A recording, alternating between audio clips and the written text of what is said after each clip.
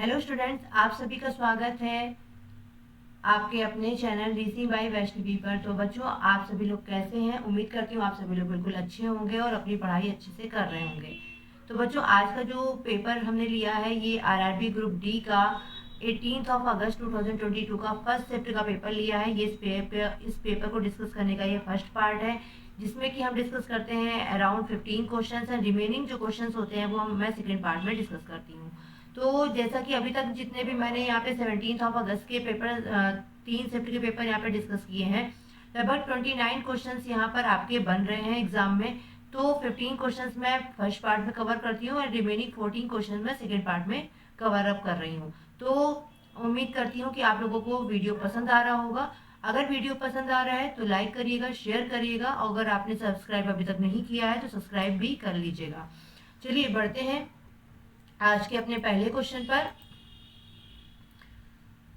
पहला क्वेश्चन आपके सामने यहाँ पे सेटिंग अरेंजमेंट का पूछा गया है। तो चलिए यहाँ पर आप वीडियो को पॉज करिए और वीडियो को पॉज करके बनाइएगा।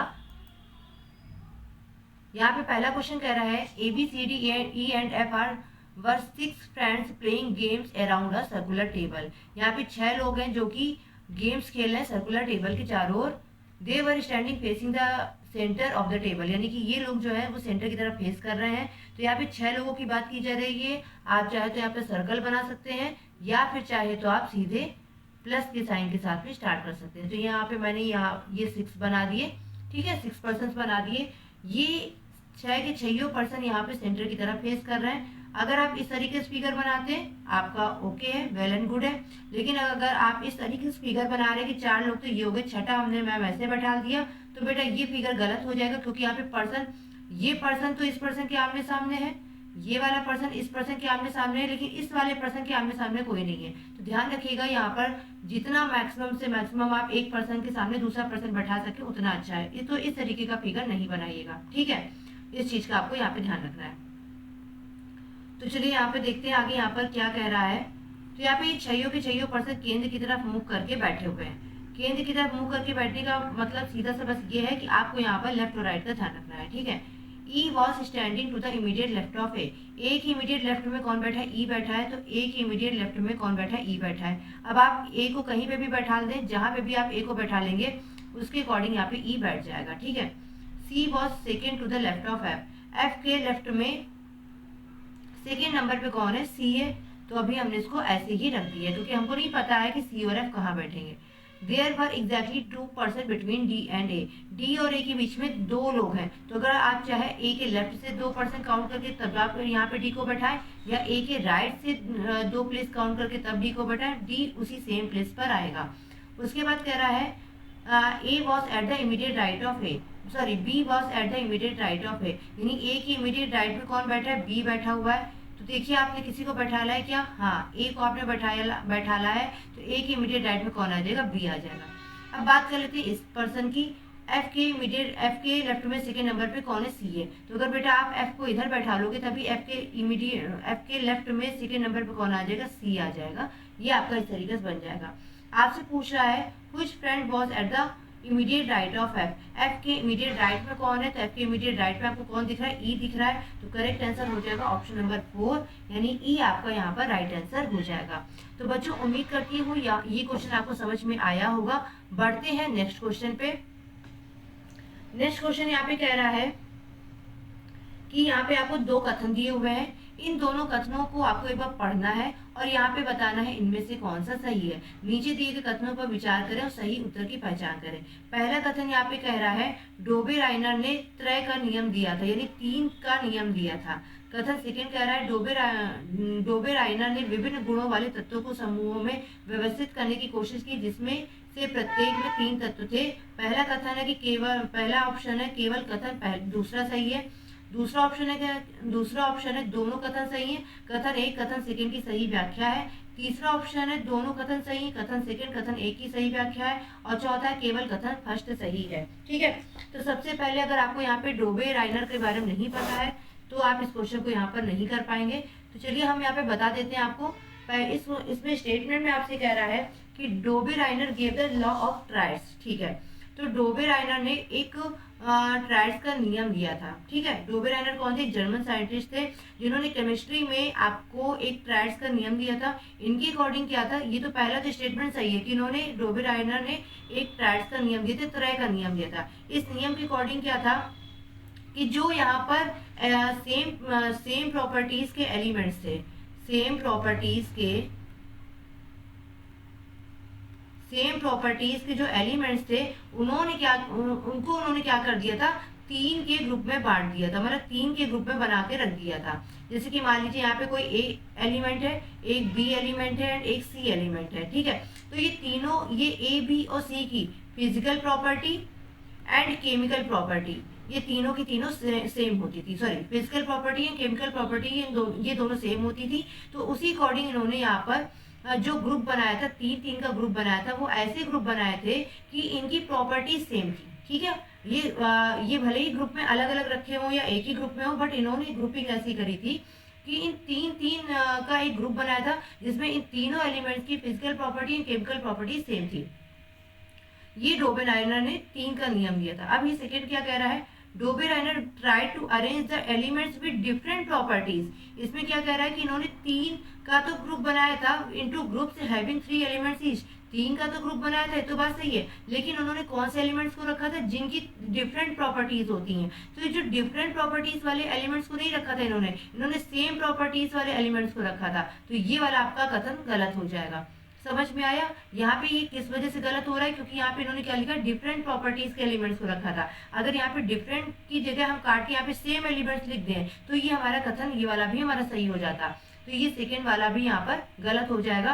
तो इस अकॉर्डिंग यहाँ पर कथन कौन सा सही हो जाएगा, बोथ स्टेटमेंट यहाँ पे सही है नहीं, बोथ स्टेटमेंट यहाँ पे भी नहीं सही। ऑप्शन नंबर 4 यहाँ पर आपका राइट आंसर हो जाएगा। ठीक है, अगर आपको फिर भी ना समझ में आया हो, थोड़ा सा गूगल करिएगा, आपको यहाँ पर डोबेराइनर का त्रिक का नियम यहाँ पे आपको मिल जाएगा। ठीक है, चलिए आगे बढ़ते हैं।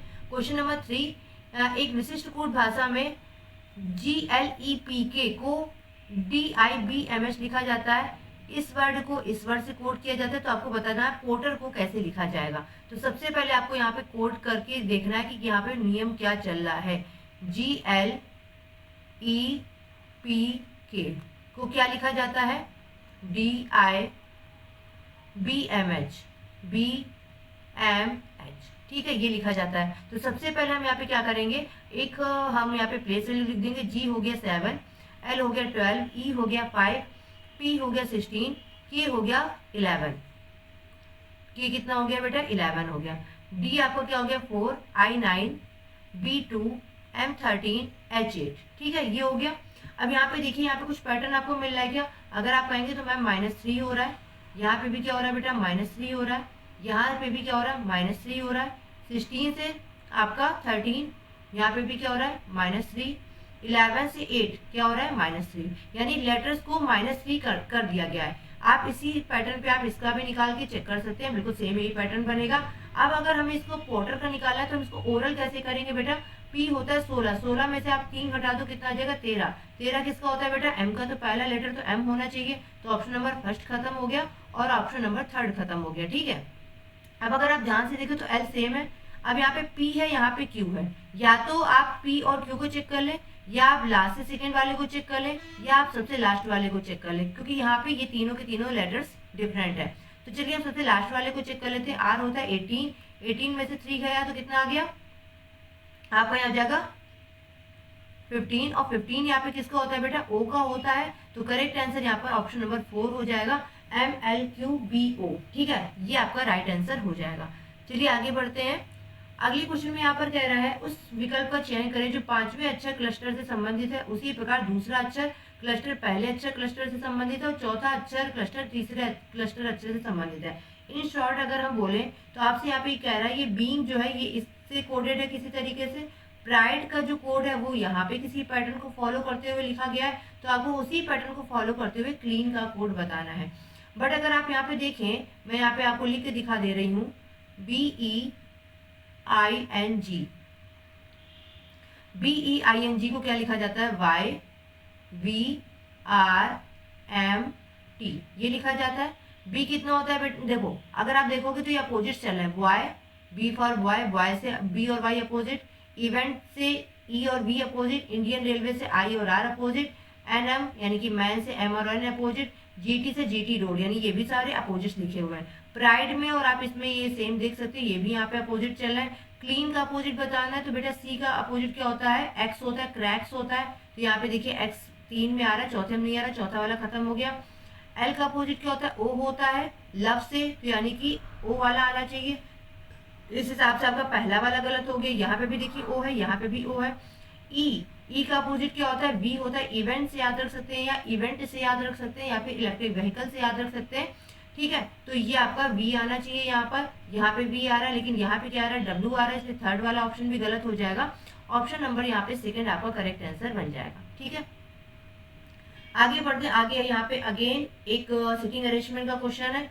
तो यहाँ पर फोर्थ ऑप्शन हाइड हो गया है इंग्लिश वालों में, तो मैं यहाँ पे फोर्थ वाला लिख देती हूँ, ई आपका फोर्थ में लिखा हुआ है। चलिए इसको बनाते हैं।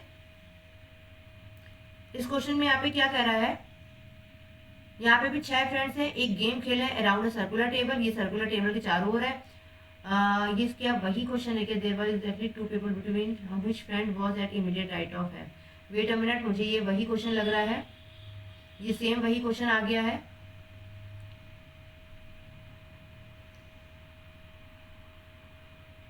माफ करिएगा, ये सेम पहला वाला ही क्वेश्चन है जो कि यहाँ पे दोबारा से प्रिंट हो गया है, ठीक है।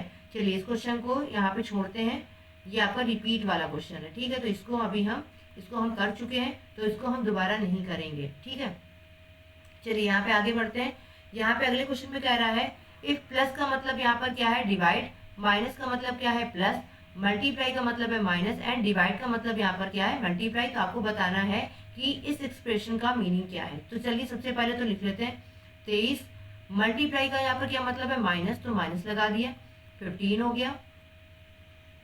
उसके बाद में माइनस का मतलब क्या है, प्लस, तो हमने यहाँ पे प्लस लगा दिया। 1, डिवाइड का मतलब यहाँ पर क्या है, मल्टीप्लाई, तो 1 मल्टीप्लाई 4 हो गया। उसके बाद में प्लस का मतलब यहाँ पर क्या है, डिवाइड है, तो डिवाइड लगा दिया हमने यहाँ पर। एंड इसके बाद यहाँ पे 2 माइनस 2 यानी यहाँ पे हमने क्या लिखा, 2, माइनस का मतलब है यहाँ पे प्लस, तो हमने यहाँ पे प्लस लिख दिया। एंड डिवाइड का यहाँ पे मतलब है मल्टीप्लाई, तो यहाँ पे मल्टीप्लाई लिख के हमने यहाँ पे 2 लिख दिया। बस इसको आपको सॉल्व कर देना है, ठीक है। तो ये हो गया 8 प्लस 4/4 मल्टीप्लाई 2, तो 4 से 4 कैंसिल हो जाएगा, 1 बचेगा, 2 1 2, 8 प्लस 2 कितना हो जाएगा बेटा, 10। करेक्ट आंसर यहाँ पे क्या हो जाएगा, ऑप्शन नंबर 4। ये क्वेश्चन देने का मेन एग्जामिनर का उद्देश्य ये रहता है कि आप जब यहाँ पे साइन चेंज कर रहे होगे तो आप कितनी बड़ी गलती करते हो। वो आपसे बॉड मास नहीं चेक करवा रहा है, वो आपसे ये चेक करवा रहा है कि प्रेशर के टाइम पर आप यहाँ पे साइन रखने में कितनी गलती करते हो, ठीक है। BODMAS is the second option, ठीक है। चलिए बढ़ते क्वेश्चन नंबर सेकेंड पे, सॉरी 7th नंबर पे। तो यहाँ पे आपसे बोला यदि प्लस का अर्थ माइनस हो, माइनस का अर्थ डिवाइड हो, डिवाइड का अर्थ मल्टीप्लाई और प्लस हो। अच्छा एक मिनट, यहाँ पे कुछ मिस्टेक है, प्लस का मतलब है माइनस, माइनस का मतलब है डिवाइड, डिवाइड मीन्स मल्टीप्लाई। अच्छा एक सेकंड बच्चों रुकिएगा, यहाँ पे कुछ मिस्टेक है क्वेश्चन में, मैं एक बार करेक्ट करती हूँ, वेट अ मिनट।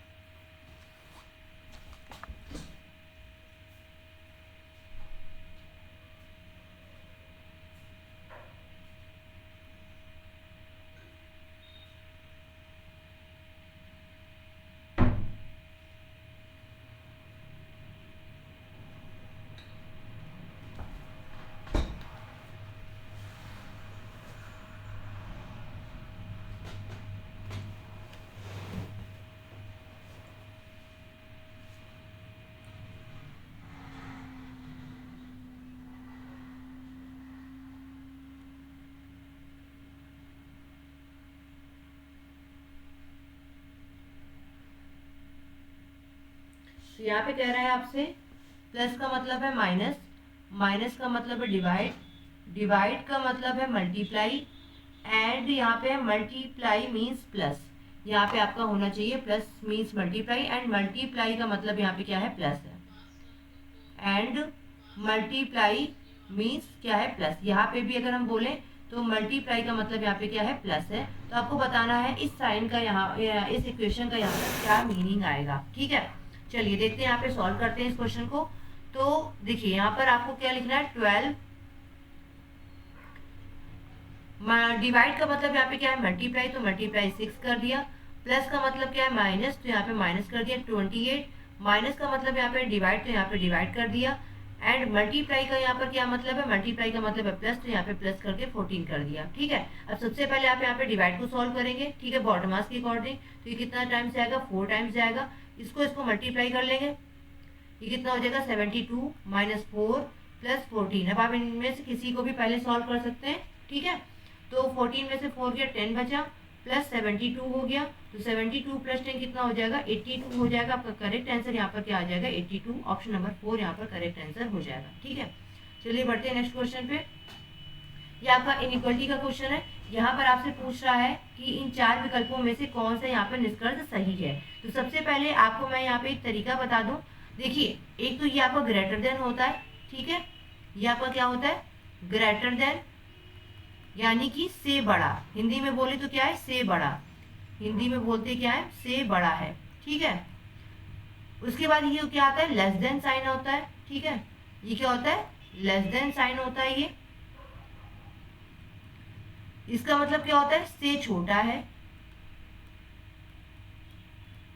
एंड इसके बाद बेटा क्या आता है, इक्वल का। ये तो आप जानते ही हैं, इसको हम क्या बोलते हैं, इक्वल। इक्वल टू हिंदी में क्या बोलते हैं, से बराबर है, के बराबर है, के बराबर है। ठीक है, ये हो गया। इसके बाद ये साइन आता है less than equal to, less than और इक्वल। इसको हम हिंदी में बोलेंगे से कम या बराबर है। और इसको हम यहाँ पे क्या बोलते हैं, ग्रेटर देन और इक्वल टू।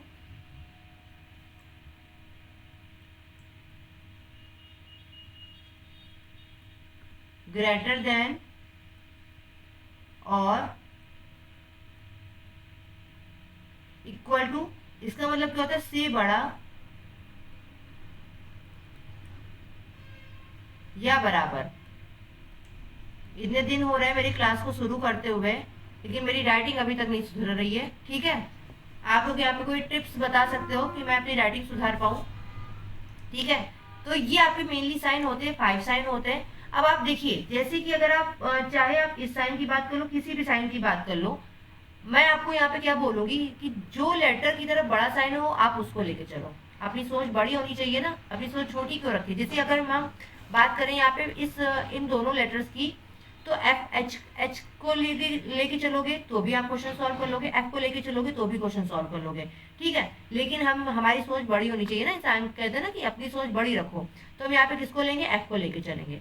यहाँ किसको लेके चलेंगे, एस को लेके चलेंगे। यहाँ किसको लेके चलेंगे, टी को लेके चलेंगे। और यहाँ किसको लेके चलेंगे, टी को यहाँ पे भी चलेंगे, क्योंकि ये भी बड़ा है या बराबर है। यहाँ पे भी बड़े वाला सेंस आ रहा है ना, इसको आप लेके चलो। अगर आप छोटे से लेना चाहते हो आप छोटे से भी ले सकते हो, सेम कॉन्सेप्ट रहेगा। अब देखिए यहाँ पर एफ आपको बड़ा चाहिए एच से हर हालत में। ठीक है, एफ क्या चाहिए, बड़ा चाहिए एच से हर हालत में। एफ आपका ये है, एच आपका ये है। तो हमने जैसे ही एफ से चले तो हमें यहाँ पे क्या दिख गया, छोटा वाला साइन दिख गया।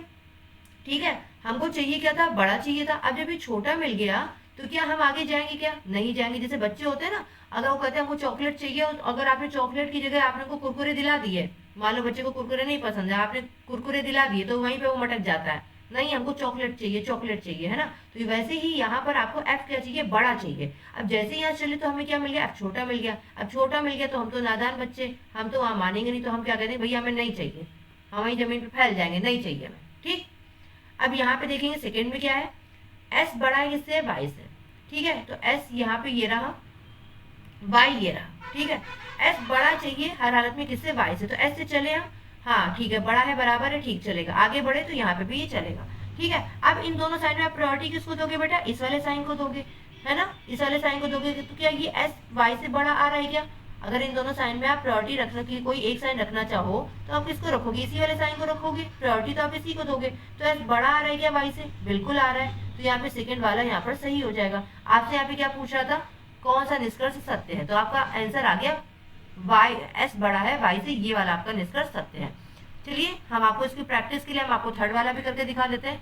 टी बड़ा है डब्ल्यू से, टी ये रहा, डब्ल्यू ये रहा। आपको क्या चाहिए, टी हर हालत में बड़ा चाहिए। जैसे ही टी से आप बढ़े तो आपने क्या देखा, फिर से छोटा मिल रहा है, उल्टा साइन मिल रहा है। तो छोटा मिला तो क्या हम आगे जाएंगे, क्या नहीं जाएंगे, वही जमीन पे फैल जाएंगे। ठीक है, अब यहाँ क्या कह रहा है, टी और एफ की बात कर लेते हैं, थोड़ा इसको हम साफ कर देते हैं, फिर हम इसको समझा रहे हैं आपको। ठीक है, चलिए तो इसको थोड़ा सा हम यहाँ पे साफ कर दें। अब देखिए यहाँ पे क्या कह रहा है, आपको आपसे यहाँ पे कह रहा है टी हर हालत में बड़ा चाहिए एफ से। तो टी कहाँ पर है बेटा, ये है। एफ कहाँ पे है, ये है। आपको टी हर हालत में बड़ा चाहिए था, लेकिन जैसे ही हम टी से चले तो हमें ये क्या मिल गया, छोटा मिल गया। अब छोटा मिल गया, हमारी जिद पूरी नहीं हुई, हम क्या गए, गुस्सा आ गए, हमने इसको काट दिया। ठीक है, कट कर दिया। तो ऑप्शन नंबर 2 यहाँ पर आपका बिल्कुल राइट आंसर हो जाएगा। ठीक है, चलिए क्वेश्चन नंबर 9। इतना बड़ा क्वेश्चन देखे घबराना नहीं है, हिंदी में भी क्वेश्चन है, परेशान नहीं होना।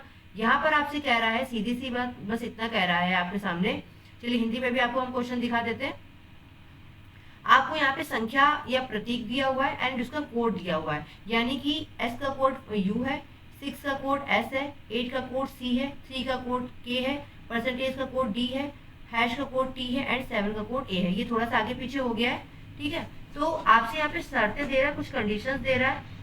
ये शर्तों को आपको फॉलो करते हुए इस क्वेश्चन को सॉल्व करना है। ठीक है, आपको कभी भी ये नहीं समझना है कि ये शर्तें तो फालतू की दी है, हम तो बस ऐसे ही क्वेश्चन सॉल्व कर लेंगे। अगर आप ऐसे करोगे तो गलत हो जाएगा। ठीक है, अब देखिए यहाँ पे पहले आप कंडीशन को पढ़िए।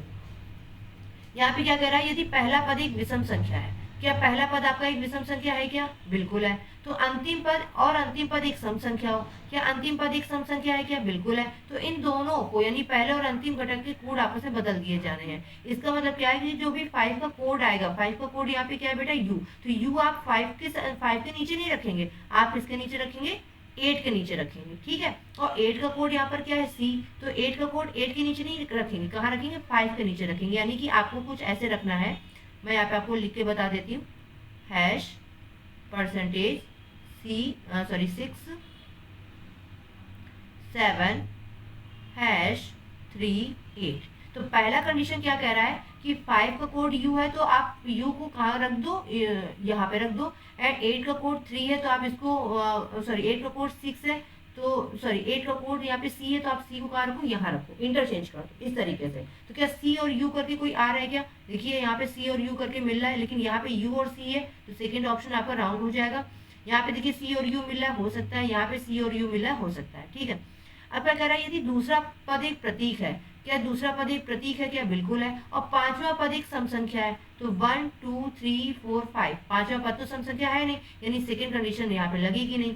थर्ड कंडीशन में क्या कह रहा है, तीसरा पद एक संख्या है, क्या तीसरा पद एक संख्या आ रही है क्या, नहीं आ रही है, छोड़ दीजिए। अब जो बाकी बचे हुए हैं उनको कोड आप ऐसे ही रख दीजिए, जैसे कि हैश का कोड कितना है, टी, तो यहाँ पे टी आ गया। परसेंटेज का कोड है डी, तो डी आ गया। 6 का कोड यहाँ पर क्या है, एस है, तो एस रख दिया। 7 का कोड यहाँ पे ए है, तो ए रख दिया। हैश का कोड यहाँ पे टी है, तो टी रख दिया। 3 का कोड यहाँ पर के है, तो के रख दिया। अब सेम आप मिला लीजिए किसमें आपका बन रहा है, तो सी के बाद में टी आना चाहिए, तो यहाँ पे सी के बाद ए आ रहा है, ये वाला खत्म हो जाएगा। सी के बाद टी, टी के बाद डब्ल्यू नहीं आना चाहिए। यहाँ पे देखिए C T D S A T K U बिल्कुल मैच कर रहा है, तो ऑप्शन नंबर 4 यहाँ पर राइट आंसर हो जाएगा। आपको एक ही क्वेश्चन में तीनों की तीनों कंडीशन, या जितनी भी 4 दी हुए हैं, 5 दी हैं, जो भी कंडीशन दी है, वो सारी की सारी आपको कंडीशन चेक करनी है। ठीक है, एक ही कंडीशन को छोड़ के आगे नहीं बढ़ जाना है। उसके बाद बढ़ते हैं अगले क्वेश्चन पर। Anita is standing facing the north direction, then she turns 135 anti clockwise, after that she turns 90 degree clockwise. तो अब आपको बताना है कि वो उसका फेस किस डायरेक्शन में है। ठीक है, तो देखिए यहाँ पे आपको यहाँ पे क्या करना है, एक चीज ध्यान रखना है। एक तो आपको यहाँ पे टर्म क्या दिया है, एंटी क्लॉकवाइज, और एक आपको यहाँ पे क्या दिया है, एंटी क्लॉकवाइज, और एक आपको दिया है क्लॉकवाइज। ठीक है, 2 टर्म यहाँ पर आपको दिए हैं। आपको क्या करना है, जो भी एंटी क्लॉकवाइज का डाटा है वो आप एंटी क्लॉकवाइज के नीचे रख दीजिए, जो आपका क्लॉकवाइज का डेटा है वो आप क्लॉकवाइज के नीचे रख दीजिए। ठीक, और यहाँ पे आपको एक चीज और देखनी है कि अनीता का फेस स्टार्टिंग में किधर है, नॉर्थ में। अगर आपको यहाँ पे नहीं पता है कि हमें नॉर्थ डायरेक्शन किधर लेना है, तो बेटा ये हमारा डायरेक्शन चार्ट होता है, ईस्ट वेस्ट नॉर्थ साउथ, यानी पूर्व पश्चिम उत्तर दक्षिण। अनीता का फेस किधर है, नॉर्थ की तरफ है, यानी कि अनीता ऐसे खड़ी है। ठीक है, इस तरीके से खड़ी है।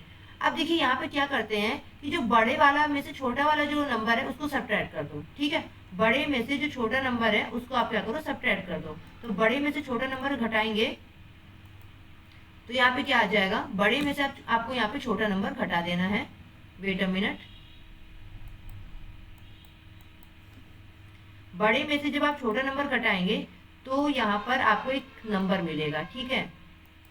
जैसे जब आपने इसको ऐसे घटाया तो 135 में से 90 घटाया तो कितना आ गया, 45 आ गया, ठीक है।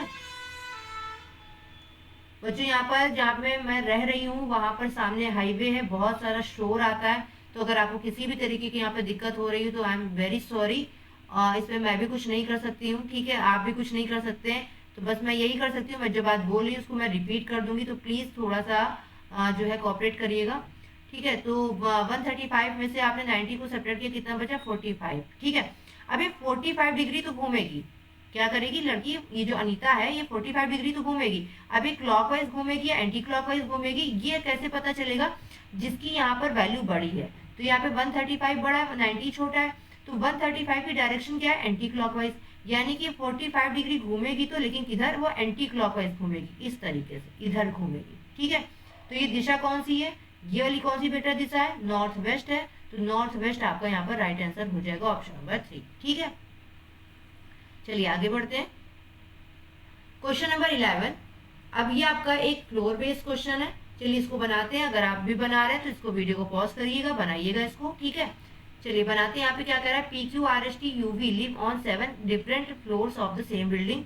एक ही फ्लोर में 7 मंजिला इमारत है, ठीक है, उसी में ये सातों के सातों पर्सन रहते हैं। तो 7 मंजिला इमारत है, तो सबसे ऊपर वाली मंजिल 7, उसके नीचे वाली 6, फिर 5, फिर 4, फिर 3, फिर 2, 1, ठीक है। 7 6 5 4 3 2 1, ठीक है। ये आपकी इमारत हो गई। गलती से भी सबसे ऊपर की मंजिल को पहली मंजिल मत बोल देना, ठीक है। चलिए इसको सॉल्व करते हैं। यहाँ पर ये आपकी 7 मंजिला इमारत हो गई। इसके बाद यहाँ पर क्या बोला, the lower most floor is number 1 and the floor above it number 2, ठीक है। ये तो सारी चीजें पता ही होती हैं आपको। यहाँ से क्वेश्चन आपका शुरू है। U lives on the top floor, U जो है सबसे ऊपर की बिल्डिंग पे रहता है, तो यू हमने यहाँ रख दिया। Only 2% live between T and Q, क्या कह रहा है, टी और क्यू के बीच में 2 लोग रहते हैं। अब हमको नहीं पता कि टी ऊपर है कि क्यू ऊपर है, तो हमने इसको इस तरीके से सिंबॉलिक रूप में प्रेजेंट कर लिया, या तो टी ऊपर हो सकता है या तो क्यू ऊपर हो सकता है, ठीक है। Q is on floor number 3, Q कहाँ पर है, 3rd नंबर पे है, तो हमने Q को रख दिया। बेटा 2 फ्लोर छोड़ के नीचे T आ नहीं सकता, तो 2 फ्लोर छोड़ के ऊपर यहाँ पर T आ गया, ये लिख दिया। तो इसको हम यहाँ पर कट कर दे रहे हैं, ठीक है। V live on the floor immediately above P floor, यानी V कौन से फ्लोर पे रहता है, P के ठीक ऊपर वाले फ्लोर पे V रहता है। तो यहाँ पे या तो यहाँ पे दोनों के दोनों आ सकते हैं, ठीक है, या तो यहाँ पे दोनों के दोनों आ सकते हैं। तो अभी छोड़ते हैं, अभी आगे देखते हैं। S lives on the floor immediately above R floor, S जो है वो R से ठीक ऊपर वाले फ्लोर पे रहता है। S जो है वो R से ठीक ऊपर वाले फ्लोर पे रहता है। Q live on the floor immediately below R floor, Q जो है कहाँ रहता है, R से ठीक नीचे वाले फ्लोर पे रहता है। तो बेटा अगर R से ठीक नीचे वाले फ्लोर पे रहेगा, यानी R कहाँ पे रहेगा, 4th फ्लोर पे। और यहाँ पे क्या कह रहा है, R से ठीक ऊपर S रहता है, तो R से ठीक ऊपर S हो गया। अब B और P बच रहा है, तो आप यहाँ पे B को रख दो एंड यहाँ पे किसको रख दो, P को रख दो, ठीक है। आपसे क्या बोला, who lives on floor number 6, 6 number पे कौन रहता है, तो 6 नंबर पे कौन रहता है, बेटा T रहता है। ऑप्शन नंबर 1 यहाँ पर आपका बिल्कुल राइट आंसर हो जाएगा, ठीक है। ये तो बहुत ही बेसिक लेवल के क्वेश्चंस हैं, ठीक है। जो बच्चे अगर यहाँ पे कोई ऐसे भी है जो बैंक की तैयारी कर रहे हैं, तो इतने इजी क्वेश्चन तो बैंक में भी नहीं आते हैं। उनमें न जाने दो या तीन पॉसिबिलिटी बनती है, तब जाके वो कहीं क्वेश्चन हो पाते हैं, ठीक है। अगला देखते हैं। यहाँ पर अगला क्या कह रहा है, ये क्वेश्चन यहाँ पर बहुत अच्छा आपके लिए आया हुआ है। यहाँ पे आपसे कह रहा है दी गई श्रृंखला में क्वेश्चन मार्क की जगह पर क्या आएगा, ठीक है। अगर इसको आप लोग डिफरेंट मेथड से करना और फिर बताना कि आप लोग किस मेथड से इसमें आंसर्स आ रहे हैं। 5 13 23 49 क्वेश्चन मार्क 193, ठीक है। चलिए तो सबसे पहले तो हमारे दिमाग में क्या आएगा कि मैम हम पहले डिफरेंस निकालेंगे, क्योंकि नंबर्स यहाँ पे बहुत धीमे धीमे बढ़ रहे हैं, ठीक है। तो हमने यहाँ पे डिफरेंस निकाला, यहाँ पे 8 का डिफरेंस है, यहाँ पे 10 का डिफरेंस है, यहाँ पे कितने का डिफरेंस, ये हो गया 6, यहाँ पे हो गया 26। अब 8 10 26 को देख के दिमाग की बत्ती जलनी भी होगी तो बंद हो जाएगी, क्योंकि कुछ पैटर्न नहीं बन रहा है, ठीक है। तो अच्छा यहाँ पे अच्छा बताइए कि हम क्या 8 को इसके टर्म्स में, यहाँ पे जो नंबर लिखा हुआ है ये 5 के टर्म्स में कुछ लिख सकते हैं क्या। बिल्कुल लिख सकते हैं। आप क्या कहेंगे मैम हम 5 + 3 लिख सकते हैं, बिल्कुल सही है। 10 को क्या हम 13 के टर्म्स में लिख सकते हैं क्या? बिल्कुल लिख सकते हैं। 13 - 3 कर देंगे तो 10 आ जाएगा। 26 को हम 23 के टर्म्स में लिख सकते हैं क्या? बिल्कुल लिख सकते हैं। 23 + 3 कर देंगे तो 26 हो जाएगा। अब आगे बात देखिए, अब यहाँ का नंबर हम यहाँ पे कैसे लिखेंगे? यहाँ पे नंबर क्या आ रहा है? 49 आ रहा है, ठीक है। तो 49 को हम क्या -3 कर सकते हैं क्या? क्योंकि +3 -3 +3 -3 चल रहा है। तो 49 में से 3 माइनस करेंगे तो कितना आ जाएगा बेटा? 46 आ जाएगा। और यहाँ पे अब आपको क्या करना है? 46 को ही तो ऐड करना है। तो 9 6 कितना हो गया? 15 हो गया। और 4 4 8 1 9, यानी यहाँ पे आपका कितना आंसर आ जाएगा? 95 आपका यहाँ पर बिल्कुल राइट आंसर हो जाएगा, ठीक है। क्वेश्चन अच्छा था ना? तो अगर आपके एग्जाम में ये क्वेश्चन आ जाता है तो आप से अगर बनता है तो बहुत अच्छी बात। इसके अलावा भी अगर आपका कोई मेथड हो, किसी और तरीके से भी निकल रहा हो, तो हमें कमेंट करके जरूर बताइएगा, ठीक है। चलिए 13th नंबर में आपके सामने एक लेटर सीरीज दी हुई है। लेटर सीरीज में आपसे पूछा गया है कि जो ब्लैंक्स हैं इनकी जगह पर क्या आएगा, ठीक है। तो देखिए यहाँ पर सबसे पहले तो हम यहाँ पे क्या करते हैं? लेटर्स को गिन लेते हैं विद स्पेसेस। तो यहाँ पे 1 2 3 4 5 6 7 8 9 10 11 12 13 14 15 16 17 18 19 20। कितने लेटर्स हैं यहाँ पर? With space 20। 20 के बेटा फैक्टर क्या होते हैं? 5 × 4 होता है, यानी 5 5 का पेयर बना लो या तो 4 4 का पेयर बना लो, ठीक है। तो हम यहाँ पे क्या करते हैं? इसको हम पेयर बना लेते हैं। आप चाहे तो 4 4 के बना लीजिए, 5 5 के ले लीजिए। हम यहाँ पे 5 5 का एक बार बना के देख लेते हैं। अगर बनता है तो ठीक है, नहीं बनेगा तो फिर 4 4 का एक बार ट्राई कर लेंगे, ठीक है। चलिए यहाँ पे हमने पेयर बनाए 5 5 के। तो 1 2 3 4 5 1 2 3 4 5 1 2 3 4 5 एंड 1 2 3 4 5, ठीक है। तो हमें यहाँ पे क्या दिख रहा है? देखिए ये भी बी से स्टार्ट हो रहा है, ये भी बी से स्टार्ट हो रहा है। बी बी यहाँ पे साथ में, तो यहाँ पे भी हमने बी और बी कर दिया। यहाँ पे हमने क्या कर दिया? बी और बी कर दिया। यहाँ से हमें क्या दिखा? बी एम है, तो बी एम है, बी एम है, बी हमने यहाँ पर एम कर दिया, ठीक है। एम के बाद यहाँ पे क्या है? डब्ल्यू है, तो हमने यहाँ पे एम के बाद डब्ल्यू कर दिया। यहाँ पे एम के बाद डब्ल्यू है एंड यहाँ पे भी हमने एम के बाद डब्ल्यू कर दिया, ठीक है। तो अब देखिए यहाँ पे क्यू है लेकिन यहाँ पे टी है, तो हो सकता है यहाँ पे अल्फाबेटिकल ऑर्डर में चल रहा हो। तो क्यू के बाद आर एस एंड टी, तो हमारे पास क्या सीरीज बन गई? वी है, डब्ल्यू है, बी है, आर है, एस है, एम है, डब्ल्यू है, ये बन गया हमारे पास सीरीज। तो बी और डब्ल्यू आ रहा है, बी आ रहा है, आर आ रहा है, एस आ रहा है, एम और डब्ल्यू। ऑप्शन नंबर पहला आपका यहाँ पे बिल्कुल राइट आंसर हो जाएगा, ठीक है।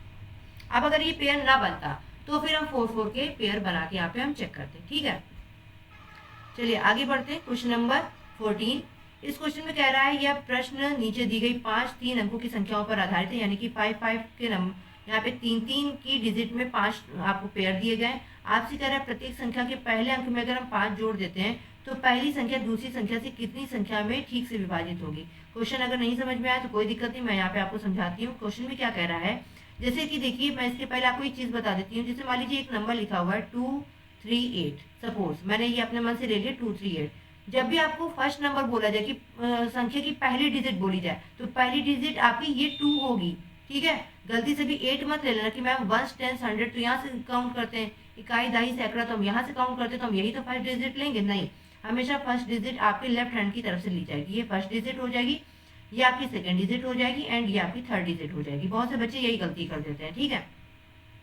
तो आपसे क्या कह रहे हैं, प्रत्येक संख्या के पहले अंक में 5 जोड़ दिया जाता है, यानी यहाँ पे 1 की जगह 5 जोड़ा गया, 4 की जगह 5 जोड़ा गया, यहाँ 1 की जगह 5 जोड़ा गया, यहाँ 3 की जगह 5 जोड़ा गया और यहाँ 2 की जगह 5 जोड़ा गया, ठीक है। तो हम केवल जो जोड़ रहा है वही लिख रहा है। तो 1 में 5 जोड़ा तो यहाँ पे कितना हो गया बेटा? 6 हो गया। 4 में 5 जोड़ा तो कितना हो गया? 9 हो गया। 1 में 5 जोड़ा तो कितना हो गया? 6 हो गया। 3 में 5 जोड़ा तो कितना हो गया? 8 हो गया एंड 2 में 5 जोड़ा तो कितना हो गया? 7 हो गया। अब ये जो नंबर फॉर्म हुए हैं इनको आप इस सेकंड डिजिट से डिवाइड करके देखिए कि आप कितनी संख्याएं ऐसी हैं जिससे ये पूरा पूरा डिवाइड हो रहा है, ठीक है। यानी 6/5 क्या कटेगा? क्या पूरा? नहीं कटेगा, तो यानी ये तो बनेगा नहीं। 9 को डिवाइड करिए किससे? 3 से, तो क्या कटेगा? क्या कटेगा? एक पेयर आपको मिल चुका है, ये आपको एक पेयर मिल चुका है। 6 को डिवाइड करिए 8 से, क्या डिवाइड होगा? नहीं होगा, ये भी नहीं हो रहा था, ये भी नहीं हो रहा है। 8 को डिवाइड करिए 2 से, हो रहा है क्या? हो रहा है, 2 पेयर मिल गए। 7 को डिवाइड करिए 3 से, क्या हो रहा है? क्या नहीं हो रहा। यानी यहाँ पर नंबर ऑफ पेयर्स कितने मिले आपको? कितनी संख्या ऐसी मिली जिसमें कि 5 जोड़ने के बाद में पहला अंक दूसरे अंक से पूरी तरह विभाजित हो सकता था। तो ऐसे यहाँ पे 2 नंबर्स मिले जिससे जो इन्होंने कंडीशन रखी वो फुलफिल हो रही थी। चलिए अब बढ़ते हैं आज के लास्ट क्वेश्चन पर। यहाँ पे कह रहा है यदि डायरेक्ट में प्रत्येक अक्षर को वर्णमाला के क्रम में व्यवस्थित किया जाता है तो कितने अक्षरों की स्थिति अपवर्तित रहेगी। चलिए चेक कर लेते हैं। यहाँ पे क्या लिखा हुआ है? डायरेक्शन, डायरेक्ट लिखा हुआ है। ठीक है, डायरेक्ट को कह रहा है कि वर्णमाला के क्रम में व्यवस्थित किया जाता है। ठीक है, तो डायरेक्ट को अगर हम वर्णमाला के क्रम में व्यवस्थित करेंगे तो अगर आपको ABCD पढ़ना ही है आप पढ़ सकते हैं, बट हम यहाँ पे ABCD पढ़ेंगे नहीं। हम यहाँ पे क्या करेंगे? 4, 9, 18, 5, 3। जो बच्चे यहाँ पे मेरे से बहुत दिनों से कनेक्ट हैं, बहुत दिनों से पढ़ रहे हैं, वो इस चीज को उन्होंने नोटिस किया होगा कि मैं प्लेस वैल्यू के ही साथ में कोडिंग डिकोडिंग के क्वेश्चंस को करती हूँ। ठीक है, या फिर जहाँ पे भी हमको प्लेस वैल्यू से मिल जाता है मैं मैक्सिमम यही ट्राई करती हूँ कि मैं प्लेस वैल्यू से ही करूँ। ठीक है, चलिए तो देखिए अब आपको यहाँ पे निकालना आसान हो जाएगा। CDERT,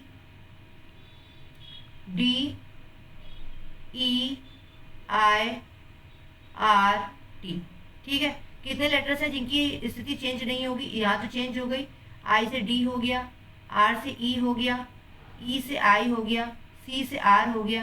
केवल ये बचा है जिसकी स्थिति कोई चेंज नहीं हुई है। पहले भी ये यहीं पर था, अभी भी ये यहीं पर है। तो कितने लेटर्स हैं बेटा? ओनली 1 लेटर है यहाँ पर, जो कि क्या है? T है, जिसकी स्थिति अपवर्तित है, चेंज नहीं हुई है। ठीक है, तो उम्मीद करती हूँ बच्चों आपको क्लास बहुत पसंद आई होगी। अगर पसंद आई है तो आप इसको लाइक कर सकते हैं, शेयर कर सकते हैं और अपने ग्रुप में अपने ग्रुप में शेयर कर सकते हैं। अगर आपने अभी तक सब्सक्राइब नहीं किया है तो सब्सक्राइब कर सकते हैं। ठीक है, तो बच्चों मिलते हैं कल 18 अगस्त 2022 के सेकेंड पार्ट के साथ में, जिसमें कि अभी 14 क्वेश्चन और बाकी हैं। तो कल की क्लास को मिस मत करिएगा, बिल्कुल यहाँ पर देखिएगा। और अगर कोई भी आपको सुझाव है या कोई भी आप कुछ कहना चाहते हैं तो आप हमें अपना सजेशन बिल्कुल दे सकते हैं। तो आज के लिए इतना ही, तब तक अपना ख्याल रखिएगा। सभी को गुड नाइट।